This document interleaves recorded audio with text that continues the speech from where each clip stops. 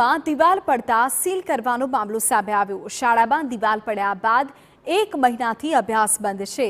સ્કૂલની અંદર રહેલો સામાન લેવાની મંજૂરી માટે વાલીઓ પહોંચ્યા।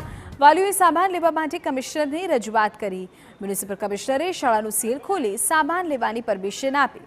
મ્યુનિસિપલ કમિશનરે શાળા અંગે નિવેદન પણ આપ્યું। કહ્યું કે શાળાનો સ્ટ્રક્ચર સ્ટેબિલિટી રિપોર્ટ જમા નહીં થાય ત્યાં સુધી શાળા નહીં ખોલી શકાય।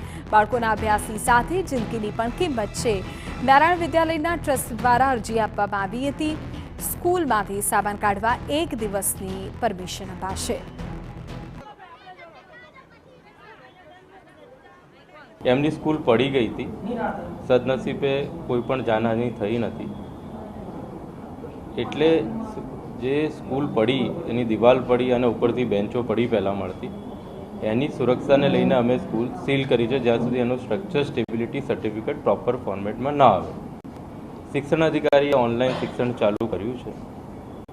એમના જ્યાં સુધી બેન્ચ હટાવવાનો પ્રશ્ન છે અમે એમને સીલ ખોલી અને એમને ફર્નિચર હટાવવાની મંજૂરી આપીએ છીએ।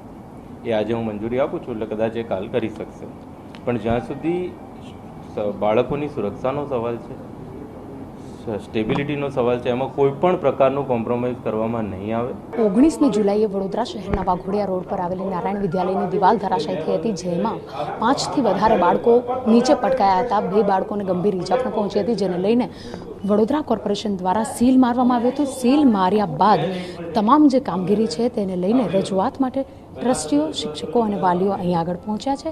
કમિશનરની સાથે મુલાકાત કરી રહ્યા છે। બીજી તરફ જો વાત કરીએ તો ટ્રસ્ટી કહી રહ્યા છે કે તેઓ દ્વારા શાળા 2 કરોડના ખર્ચે રિનોવેટ કરવામાં આવી હતી, પરંતુ અહીંયા મુખ્ય સવાલ એ થાય છે કે જો 2 કરોડના ખર્ચે રિનોવેટ કરવામાં આવી હોય તો અને 1 વર્ષ પહેલાં જો તેનો સ્ટ્રક્ચર સ્ટેબિલિટી રિપોર્ટ કરાવવામાં આવ્યો હોય તેમ છતાં આ પ્રકારે જો શાળાનું જે સ્ટ્રક્ચર છે તેની જે વિગતો છે તેને લઈને કે શંકા ઊભી થઈ રહી છે। તો બીજી તરફ વાત કરીએ કે તંત્ર દ્વારા જે રીતે શાળામાંથી બેન્ચીસો કાઢવા માટેની પરવાનગી આપવામાં આવી છે, પરંતુ બેન્ચીસ કાઢતી વખતે પણ જો કોઈ પણ મોટી દુર્ઘટના બને તો તેનું જવાબદાર કોણ, આ પણ એટલો જ મહત્વનો સવાલ છે।